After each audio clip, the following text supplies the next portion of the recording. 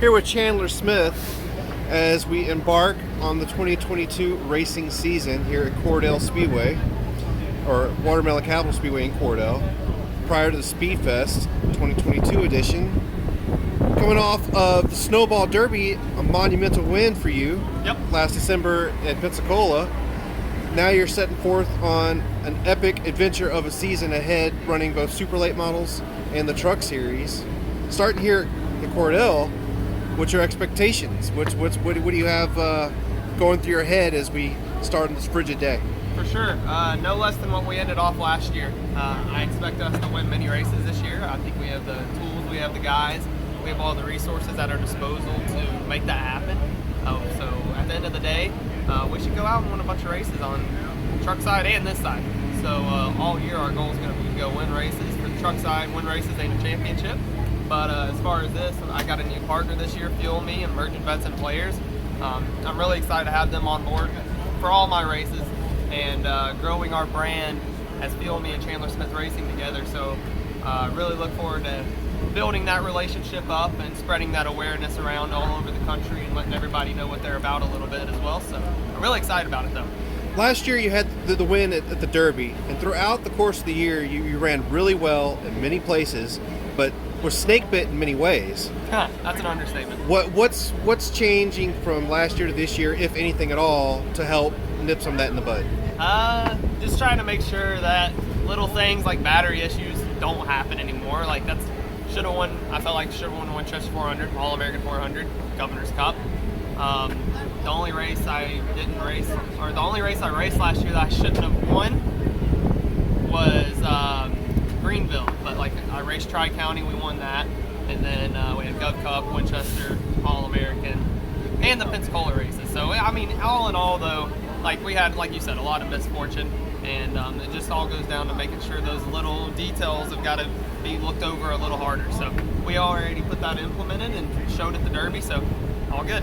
At this stage of your career, do you consider yourself a NASCAR guy going back to your roots, or do you consider yourself a short track guy raising up the ranks? Man, I'm just a guy that God gives some talent to, that I want to spread. I want to be able to make impact on people's lives, and I want to be able to showcase what God given me as a talent, and use that ability to spread His word and also spread brand awareness for the people that's backing me as well, and provide for my family ultimately. To be honest with you, I don't want to put a title on a NASCAR driver, short track driver, because I'm not that. At the end of the day, I'm just the same guy that's driving truck drivers that drive across the country. We're all the same. So let me ask you this: why? And what I mean by why is there's 100 combinations that you could go racing, but why have you chosen to have such a full slate of super racing coupled with your truck stuff? Honestly, because it even showed last year, like the more I did this stuff, I was able to go back to truck racing and apply it and talk to my crew chief Danny Stockman about stuff we were doing over here, and it helped our program over there a little bit. But also just seat time. Like anytime I get in these cars, I learn something each time, and I've been racing them for ages now. So learning, adapting, evolving.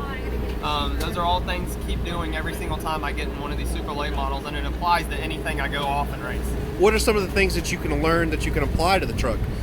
Off the top of my head, I can think of these bigger races are longer in length, which is more of a corollary to the longer truck races. For sure. What other things can you pick up here? And a lot of it has to do with setup stuff, though, honestly. Just some stuff that we have going on over here that we can honestly apply to the truck side, and it's helping. It's just little details, little small things that add up to a big picture.